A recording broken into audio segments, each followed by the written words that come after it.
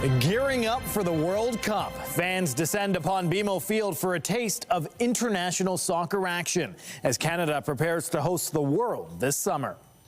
Good evening. Canada took on Iceland this afternoon in the first of two friendlies in the city this month. It was the first time the team and fans were able to experience the newly revamped stadium with seating for 17,000 more fans before it hosts the world's biggest soccer tournament. CTV Sean Leithong was speaking with fans at the game today and joins us live with the latest. Sean.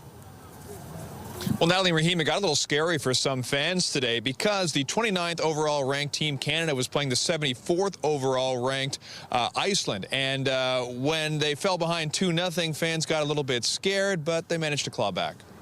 2, 3, 4 around the corner. Gate 1 is here. It's a tune-up for the World Cup. Fans turning out at BMO Field for a friendly between our men's national team and Iceland. The match ending in a 2-2 draw. It was really fun. The team was very supportive. Amazing. I'm so happy we were able to tie it up. And while fans were excited for what they're seeing today, their minds can't help but think of this June when Canada will host its first World Cup match here. Awesome. Just awesome to see Canada make it to the World Cup in our home turf here in Toronto. It's going to be exciting. I mean, the world is coming to Toronto. I think when the World Cup comes, we'll be ready. The pre-match celebration had most everyone anticipating what's coming. Everyone's going to be here. Everyone's coming. So, it's just exciting for all of us. It's just a one-in-a-lifetime thing. I think that everyone's smiles on everyone's faces, they're so much brighter this year because we all know what's coming. It's 2026 and the time is now. And some potential future stars for Canada were showing what they have, nearly hitting our camera. So you missed the net, but you got the cameraman. How did that feel? Pretty funny. This was also the first chance for fans to see the expanded seating that will increase BMO Field's capacity by 17,000 to meet FIFA standards. A little shaky. Why is that? Don't look too safe. The outside looks maybe a little intimidating, but I think once you're inside, all the viewpoints are going to be fantastic from every seat in the house. As for the team, Canada was without star Alphonso Davies, quickly falling behind 2-0 in the first half, only to come back with Jonathan David scoring twice, both on penalty kicks, to bring the match even, making this one feel like a win. Oh, it was interesting. It's a tight match, and it was a very surprising to tie the match. I feel better. I'm sad in the beginning, but I feel better now. Vamos go! Woo! Feeling better and hoping Team Canada can keep turning it up. So they hope to turn up the heat, and they hope the temperature will be a little bit warmer on Tuesday when Team Canada is back here to play Tunisia. Reporting live, I'm Sean Leithong. Natalie and Raheem, I'll send it back to you. Thanks for that, Sean. Well, Sean mentioned the weather, and it wasn't a bad day as Team Canada tries to turn up the heat. We will be doing so across the city as well. There is plenty of sunshine today. It didn't bring with it a lot of heat, but that is going to change. Let's show you the satellite radar because before we do get to the heat, we do have to deal with some potential flurries. There is a 30% chance of flurries tonight, and you can see that. A little bit of scattered action there across the GTA. Winds also playing a factor today, 35 kilometers per hour in the city, lighter in London and in Owen Sound, 22 kilometers per hour. Temperature standpoint, 2 degrees in London, just below the freezing mark in Barrie, Owen Sound, and Parry Sound, Bancroft as well, and then just above freezing in Peterborough, Kingston, and Niagara Falls. At the islands right now, we're sitting at 2 degrees, Pearson Airport 1 degree. Our overnight low will be -2, feeling like -8, so we are still dealing with a wind chill, but don't worry because we are in for a pretty significant warm-up along with some sunshine next week. All those details coming up. Natalie. Okay, thank you, Raheem. One person is dead and 5 others are in hospital following a deadly 2-vehicle crash in Hamilton this morning. The head-on collision happened just before 7 on Highway 8 between Safari and Stadium Roads. OPP say a passenger in one of the vehicles was killed and the driver was taken to hospital. 5 people from the second vehicle were taken to hospital with undetermined injuries. The cause of the crash is under investigation and anyone who witnessed it is asked to contact OPP. And a father and a young child remain in critical condition after a crash in Markham yesterday. It happened on Major Mackenzie near McCowan Road just before 5 p.m. York Regional Police say a 42-year-old man and a child suffered life-threatening injuries in the 2-vehicle crash. A second child in the car was also seriously injured. Police tell us that both kids are under the age of 10. No one in the second vehicle was injured. Police are appealing for witnesses or anyone with dash cam footage to contact them. City crews are out this weekend repairing potholes as fluctuating temperatures continue to create problem spots on the roads. Mayor Olivia Chow joined workers this afternoon on Senlac Road in North York as the city kicked off its third pothole repair blitz of the year. Chow says more than 75,000 potholes have already been filled since the start of January, and things are going to ramp up even more when the weather turns warmer in the weeks and months ahead. We will accelerate this pothole fixes as the weather cooperate and stabilize the temperature. Right now, it is not at all stable. It's like -5 one day, and then next morning is 10 degrees. I just want to encourage people to call 311 when they spot a pothole, because we have accelerated our AI program through our 311 that can detect and identify so that we can send the crew through an AI system. The city says 44% more potholes have been repaired since 2022. Residents are encouraged to report potholes to 311.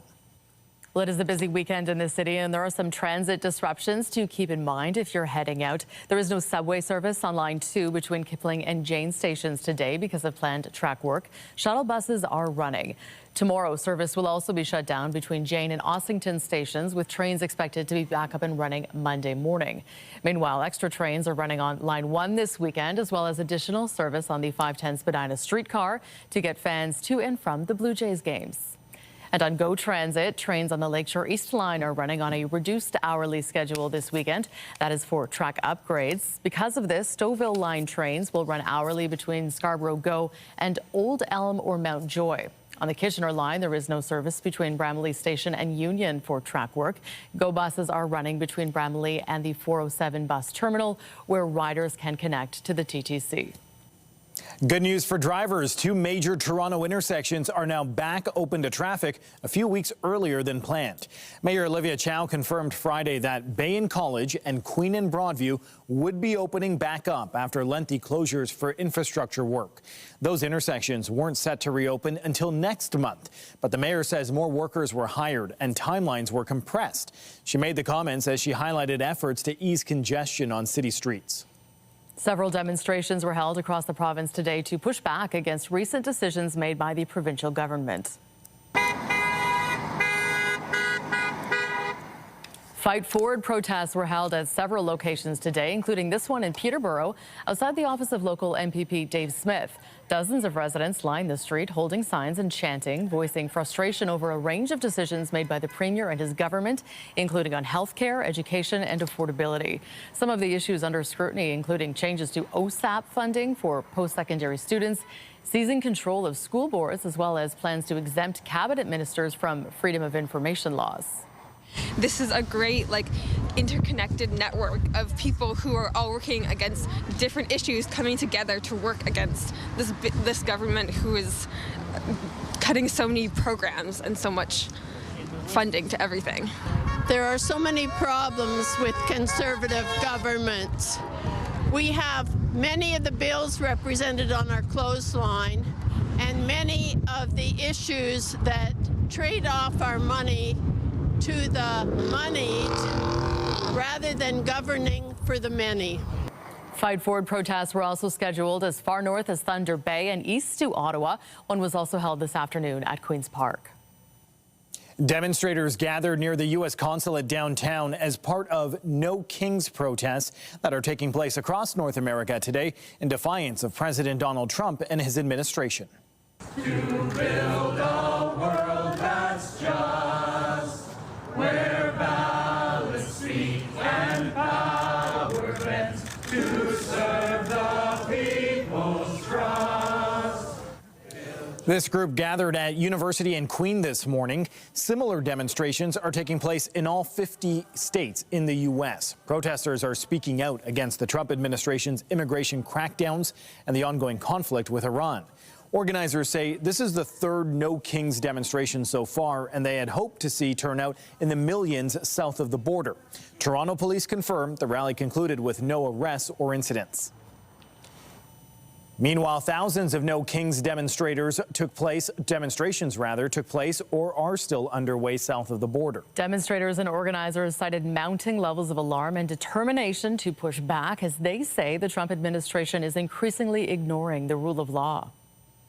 No justice, no peace. No ICE in our streets. This was the scene at a demonstration in Washington, D.C., where participants marched and carried effigies of the U.S. president and his cabinet officials in the wake of the immigration crackdown in Minnesota. That state was an epicenter of today's protests, with critics of the Trump administration calling for a sustained effort to push back against its policies at home and abroad. Today, March 28th, 2026, millions of Americans are out on the street demanding freedom, democracy, and justice. But we must make certain today is not the end of our struggle. It is the beginning. He has tried to divide us, but we stood strong. We have had each other's back, and we have never bent the knee. Top Republicans called the gatherings Hate America rallies, although the war in Iran has highlighted some cracks in the president's support among party faithful. An ongoing standoff in Congress means more uncertainty for air travel south of the border. Republicans in the House of Representatives have rejected an effort in the Senate to fund the Transportation Security Administration as it remains without cash, weeks into a partial government shutdown. I told them it shouldn't be a surprise to anybody that we would not be able to do that. We're not going to split apart two of the most important agencies in the government and leave them hanging like that. We just couldn't do it. Speaker Mike Johnson is referring to the Senate's bipartisan vote to fund the airport safety officers. It didn't offer funds to ICE and Border Patrol as Democrats continue to push for reforms to their standard operating procedures. House Republicans instead passed a bill funding the entire Department of Homeland Security, which looks unlikely to pass the Senate. Easy solution in front of us. What the Republicans are really doing is they're trying to leverage TSA to try to keep their border enforcement and immigration enforcement unchanged. The two should not be related. Speaker Johnson is relating them, and that's hurting airports and certainly hurting TSA agents, the Coast Guard, FEMA, and a number of other parts of our budget. U.S. President Donald Trump has said he'll take executive action to pay tens of thousands of airport security workers. Critics have questioned whether that would be legal and where the funds would come from if not approved by Congress. Well, today marks 1 month since the U.S. and Israel launched their war with Iran. The Islamic Republic has responded with strikes across the Middle East, both by their forces and now a growing number of proxy groups. The Iranian-backed Houthi rebels in Yemen say they fired a barrage of ballistic missiles at Israeli military sites. Israel's military says it did intercept a missile launched from that country. Analysts say it's a sign the conflict is widening. The Houthis say their attacks will continue until what they describe as aggression on all fronts comes to an end. This comes as Israel continues its attacks on southern Lebanon, saying it's targeting Iranian-backed Hezbollah militants. Hezbollah's Al-Manar TV said one of its longtime correspondents, Ali Shoaib, was among 3 people killed in a strike, calling him an icon of resistance media. Israel accused him of working as an intelligence operative for the militants, but did not offer proof of that claim. Lebanon's president called the strike a flagrant crime that violates all laws and agreements that protect journalists.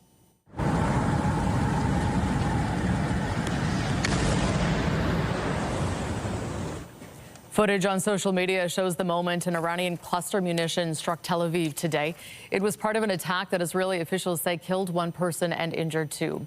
Air raid sirens later blared in Jerusalem, warning of incoming fire. The Israeli ambulance service says there were some casualties reported at the scene near Beit Shemesh, and those hurt were given medical treatment. Explosions were also visible in the sky over Hizma in the occupied West Bank. And with Iran targeting U.S. allies and bases across the Middle East, several American service members were hurt after an Iranian missile attack hit an airbase in Saudi Arabia. The Associated Press is reporting that a U.S. official familiar with the situation says the base targeted is the Prince Sultan Air Base. At least 10 service members were wounded, joining a total of more than 300 hurt since the start of the war. Several U.S. refueling aircraft were also damaged. And the Iranian Red Crescent has released footage showing rescuers searching the rubble of destroyed buildings in Tehran. Iranian authorities say more than 1,900 people have been killed since the start of the U.S.-Israeli strikes. U.S. President Donald Trump has again criticized European NATO member countries for their lack of support during the Iran conflict. I think a tremendous mistake was when NATO just wasn't there. They just weren't there. It's going to make a lot of money for the United States because we spend hundreds of billions of dollars a year on NATO, hundreds of protecting them. And we would have always been there for them. But now, based on their actions, I guess we don't have to be. Speaking to an investment forum in Miami Friday night, Trump said he was upset that European NATO countries had declined to provide material support to the U.S. in Iran, suggesting Washington might not aid member nations in need. You know, NATO was never, informed or asked to participate. When they were asked, it was a demand, it was a threat, and the president continues to threaten NATO, even when the UK has supported them, to political peril. He's still critical. This is a very angry, demanding president that doesn't matter what we do, it's never enough, and we should just expect, quite frankly, he's always going to cast aspersions on us and actually use his office to try to hollow out organizations so he can split us and create more power for himself. This comes as more U.S. forces are reaching the Middle East. U.S. officials say a Navy ship carrying about 2,500 Marines has arrived in the region. The USS Tripoli is an amphibious assault ship based in Japan. The personnel on board were conducting exercises near Taiwan when they were ordered to deploy to the Middle East nearly 2 weeks ago. The war in the Middle East has impacted the price of gas here at home. While we did get a bit of a break at the pumps yesterday, prices are on the rise again this weekend. Gas prices jumped 6 cents overnight, pushing the average price for a liter of regular gas to around $1.73. Dan McTague with Canadians for Affordable Energy is predicting another 5-cent increase tomorrow, which could bring prices close to $1.78 a liter. Gas stations tend to, and we've talked about this in the past, like to shed their retail margins in the evening. So you might get gas 3 to 4 to 5, even 6 cents a liter less. I see in Brampton, I see in places like Milton, for instance, Burlington, Oshawa, where prices do tend to fall even more than that. So the 172 you see this morning might be $1.65 or $1.66 after 6 p.m. McTague says the price jump tomorrow is expected to hold until Wednesday. And as the war in the Middle East rages on, Iranian Canadians are having trouble reaching loved ones because of an internet blackout. CTV's Alex Karpa spoke with some families worried for the safety of their loved ones. Jaleh Parseh is trying to reach her brother in Iran. I'm trying to phone on his number, mobile.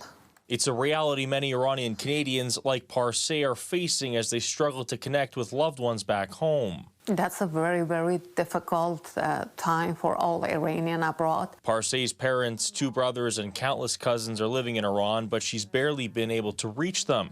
Internet access in the country remains shut down following the U.S.-Israeli war on the country. It impacts our families a lot. Like, I found that myself, I'm just overwhelming, but I try to be strong. Parseh spoke with her brother last week, but it was only for a couple of minutes. She doesn't know when she'll be able to talk with her family next. So this is my mom. She is 82 years old. Nafiseh Rezai has the same worries as Parseh. Some of her relatives, including her mother, have made it to Dubai, but many family members and friends remain in Iran. I hadn't been able to get in touch with them. Rezai is worried and says it's stressful not knowing if her family is safe. It takes you such a long time to get news of, your loved ones. Earlier this year, Iran's government restricted internet access during widespread protests. Tech experts say while there are alternative ways to communicate, they can be risky. The government is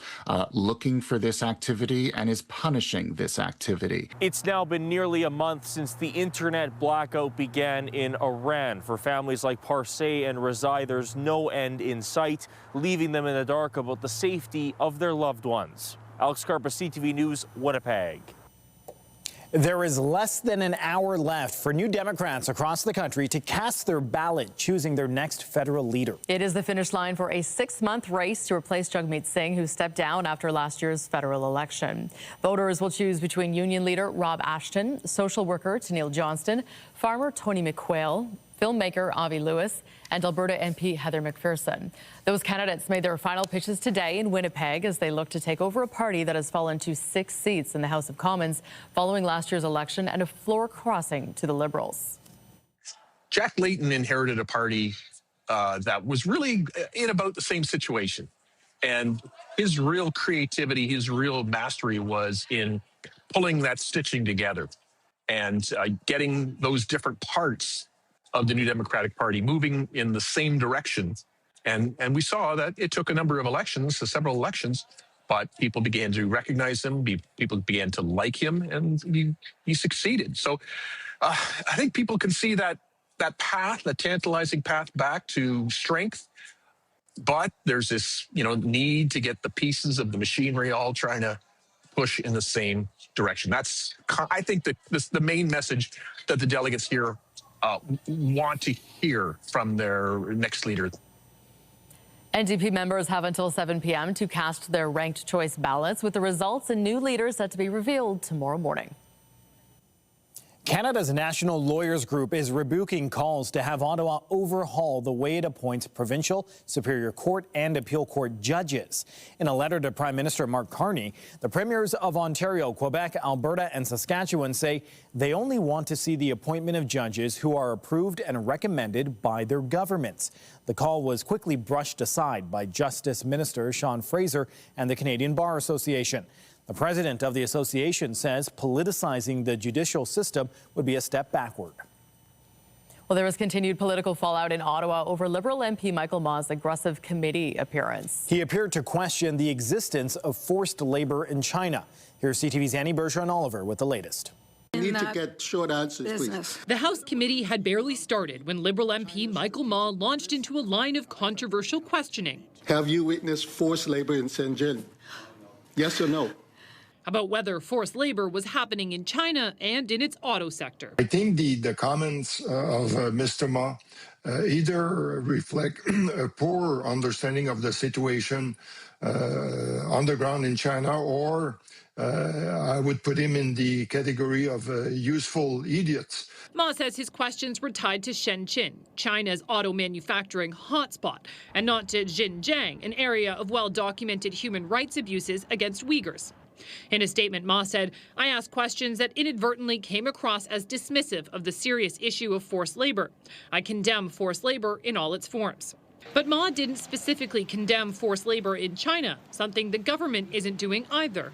We have had no change in our position. What we are against forced labor anywhere and everywhere. Since Mark Carney took office, Canada has reopened diplomatic relations and warmed up trade relations with China.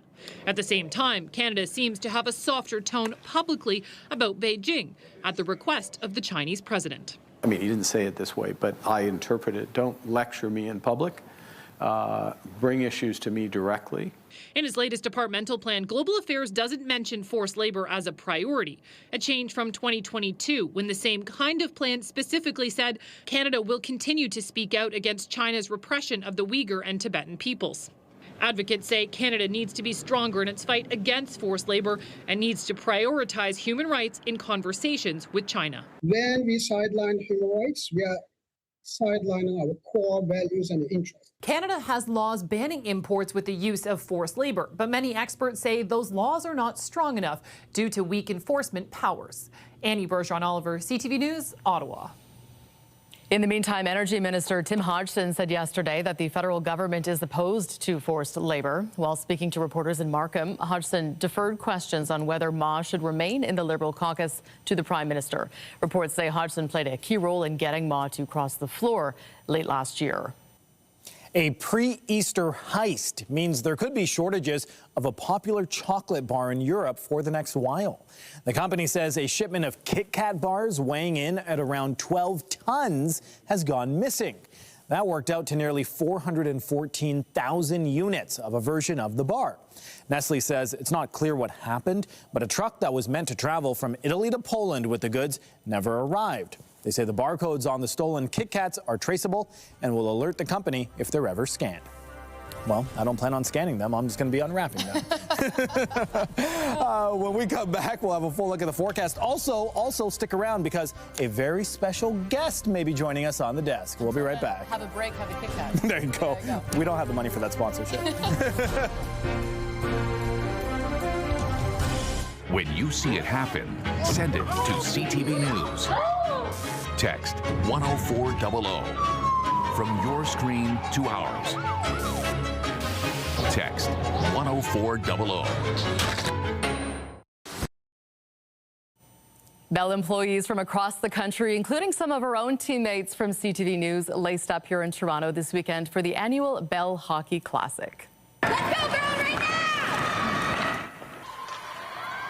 This is a look at some of our Bell Media colleagues in red on the ice in the women's division. Hockey has been a part of Bell's culture since 1903, when employees first competed against Northern Electric for the Telephone Trophy.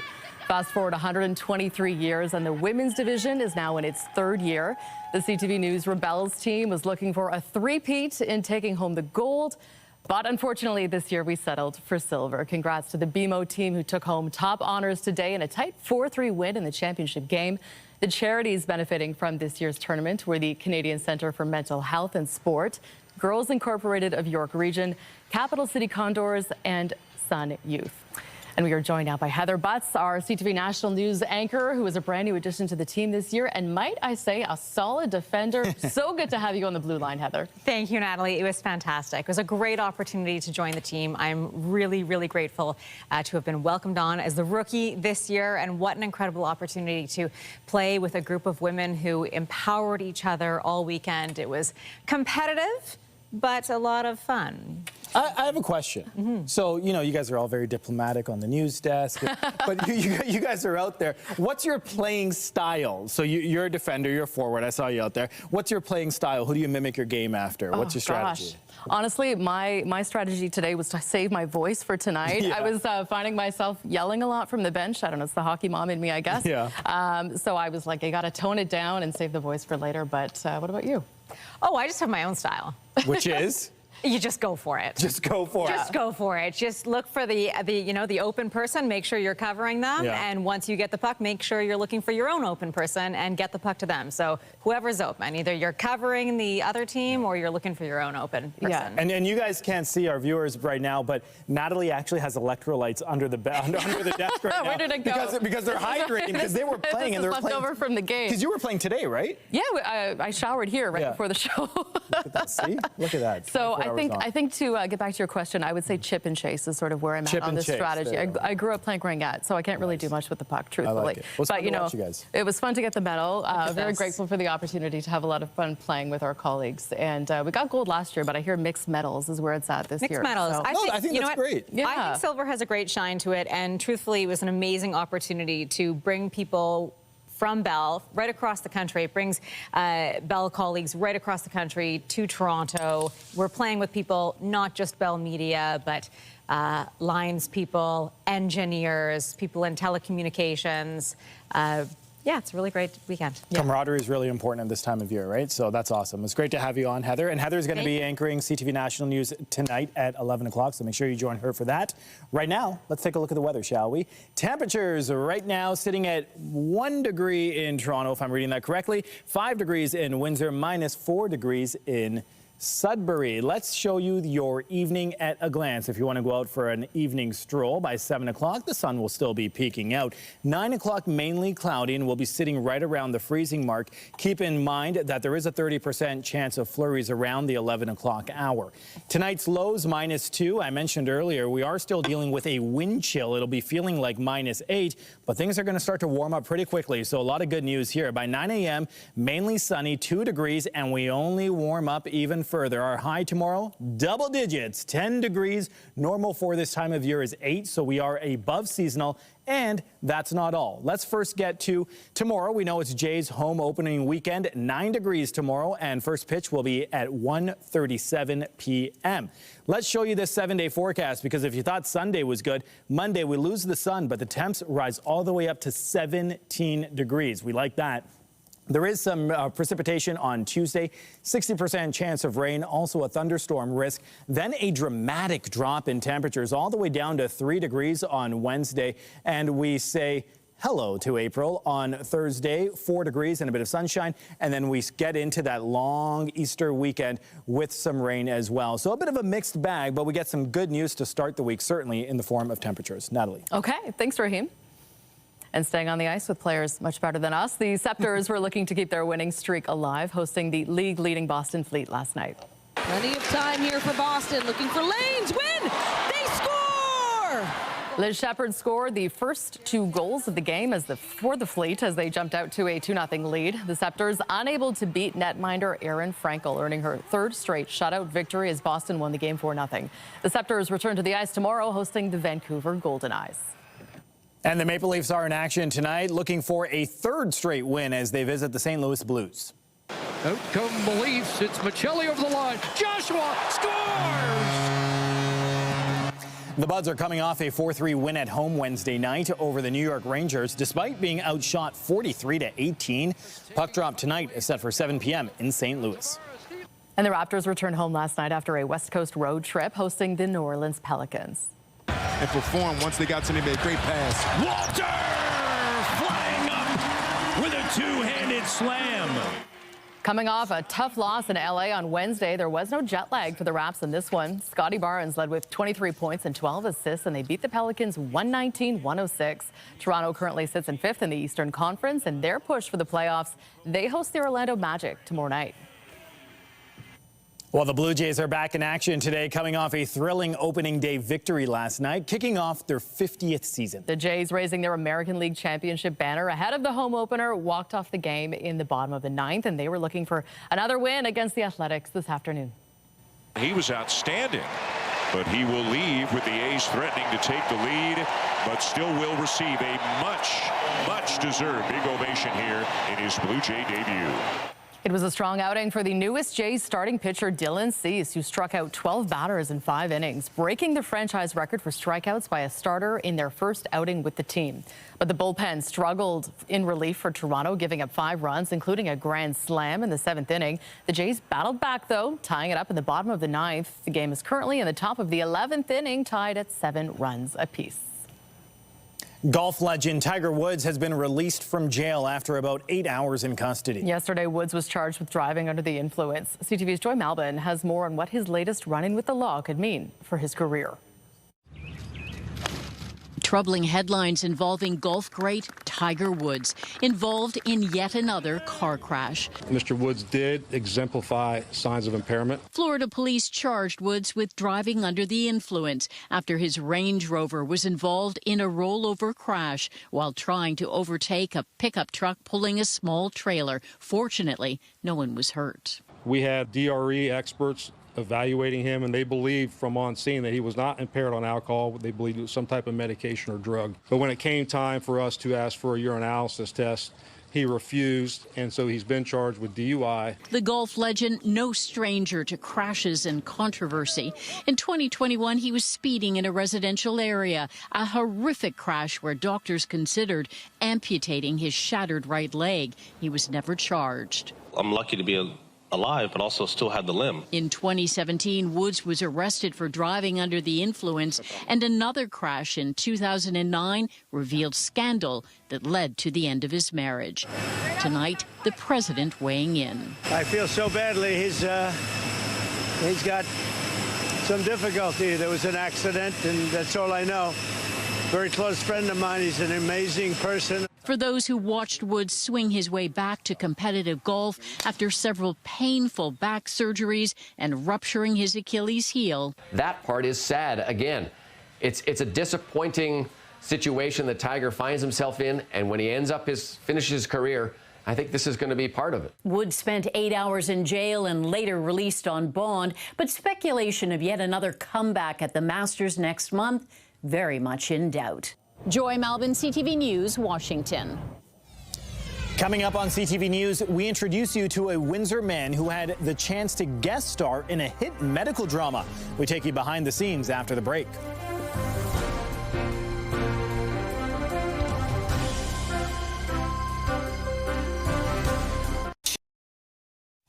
The outside looks maybe a little intimidating, but I think once you're inside, all the viewpoints are going to be fantastic from every seat in the house. Updating our top stories, Team Canada and its fans got their first chance today to check out upgrades at BMO Field as the venue prepares to host the FIFA World Cup. The men's team faced off in the first of 2 friendlies against Iceland, ending in a 2-2 draw. Several demonstrations were held across the province today to push back against recent decisions made by the provincial government. The so-called Fight Forward protests focused on issues like healthcare, education, and affordability, but also changes to OSAP funding and freedom of information laws. The province says its new budget helps keep life affordable while making targeted investments in key public services. I think we're still at the low end of where these prices are going to be heading over the next couple of weeks. And gas prices jumped 6 cents overnight, pushing the average price for a liter of regular gas to around $1.73. Dan McTague with Canadians for Affordable Energy is predicting another 5-cent increase tomorrow as the war in Iran and Ukraine add to global supply pressures, which could bring prices close to $1.78 a liter. There were some big wins for Taylor Swift at this week's iHeart Radio Music Awards. Just thank you for allowing me to turn my hobby into a love, into a passion, into a dream, into a career. Thank you for allowing me to have it this long. She's in her awards era. Swift took home 7 trophies, including Artist and Album of the Year, fueled by the response to 2025's Life of a Showgirl. She has now claimed a total of 41 iHeart Radio Music Award wins over the span of her career.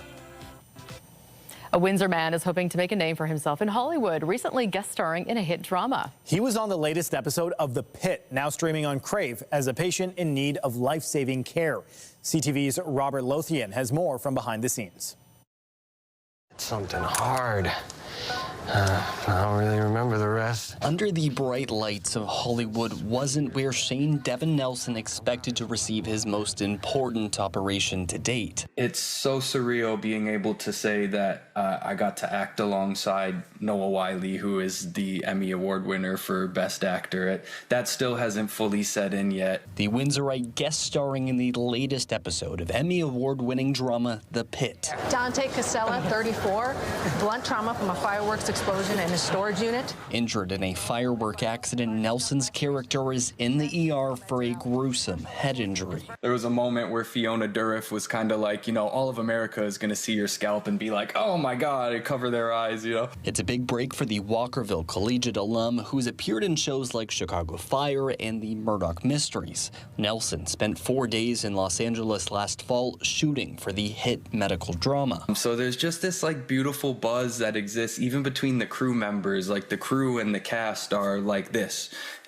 Preparing for a character whose life is on the line, though, takes layers of creativity. Every morning on set, I would go into the makeup artist's office and they would put the wig on me, just lather my scalp in glue and then fit it on, and then they add the blood effects. Fortunately, his road to recovery came faster than most. Each scene over the 4 days, eventually getting to the point where they staple it up and it's all healed. Nelson's biggest hits, he feels, are still to come, with his latest showing making it to the screens of millions, just another step in the right direction. I hope that I'm an actor that somebody can then go, oh, I got to work with this award-winning actor named Shane Devin Nelson. I think that would be a beautiful kind of full circle moment. For now, he's working on the release of a new show and waiting to see his own play brought to life all while sharing the path he hopes others in Windsor will consider. I'm hoping to spread the word to the city and kind of put us on the map a little bit and show that it's possible to become an actor and a performer out of Windsor and make a career for yourself. Robert Lothian, CTV News. Well, it's Saturday night, and if you're in the mood to sit back and grab the popcorn tonight, we've got you covered on what to watch. Our film critic Richard Krause is here to give us his take on the latest releases. Richard, thank you for joining us. Let's start with a Netflix doc, Rise of the Red Hot Chili Peppers. Yeah, this is a really interesting documentary, probably more for fans of the band than anyone else. But what I really liked about this is that it focuses on one character, really, a guy called Hillel Slovak. If you're a fan of the Red Hot Chili Peppers, you know that he was their original guitar player, and he passed away in 1988.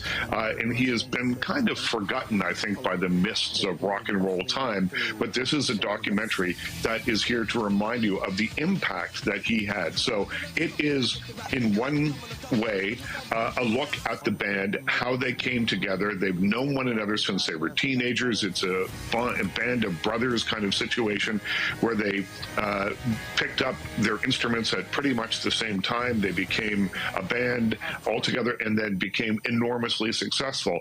But Hillel was key to that success. And since he's been gone, the guys have talked about him a fair amount, Anthony Kiedis, the singer, and Flea, the bass player. But this really pays tribute to someone who's much more than just a band member, is more like a family member as well. And this is the kind of respectful treatment that Hillel gets in the documentary. It's called The Rise of the Red Hot Chili Peppers, Our Brother Hillel. It's on Netflix right now, and it's worth a look, whether you're a fan of the band or not. Okay. Next to Imperfect Women, this one's on Apple TV, a crime thriller about the lives of 3 women. Yeah, 3 women who have something terrible. A terrible crime happens and secrets are revealed, and there are twists and turns all the way along. This has a terrific cast. It's Elizabeth Moss, Kerry Washington, Kate Mara, Corey Stahl's in here, Joel Kinnaman, Leslie Odom Jr. It goes on and on. There's a lot of really good people in this, and there are plenty of twists and turns to keep you going. I'm not sure that the twists and turns are exactly going to keep people riveted all the way through. This is more about the characters than the twists, but it's pretty good stuff. It's called Imperfect Women, and it's on Apple TV Plus right now. Okay, and this next one is very interesting. Hate the Player, the Ben Johnson story. Tell us more. Yeah, this is kind of a wild show because it's not really a documentary. It is very much a mockumentary, i.e. it is a satire of a documentary, but it is about Ben Johnson and, the steroid use and, his run in the Olympics and all the stuff that we already know about him.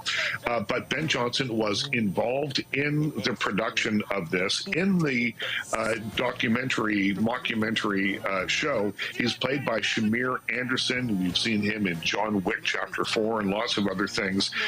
And this, again, has a great cast. Mark McKinney's in here, Ennis Esmer, Christian Braun, Mark McKinney, I mentioned him, a number of other people that really bring the satire to the fore here. So there's a little bit of history here. There's a little bit of, satire that kind of is the spoonful of sugar that makes the medicine go down, which is the message that Hate the Player is trying to get across. But it's interesting stuff. It's on Paramount Plus, called Hate the Player, the Ben Johnson story. Okay, very good. Film critic Richard Krause, thanks as always for joining us. Thanks for having me. Still ahead, spring has sprung in Japan, and tourists are flocking to check out the cherry blossoms. Details on when we might expect to see them here when we return.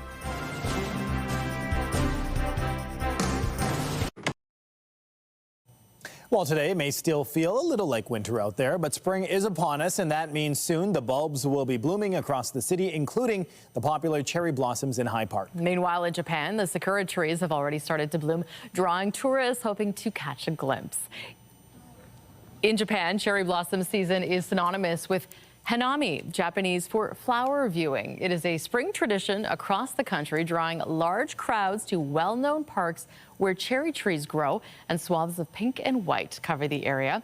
Back here at home, there is no exact timeline yet for when the cherry blossoms will start to flower, but we've still got a little while to wait, with peak bloom expected late April, maybe early May.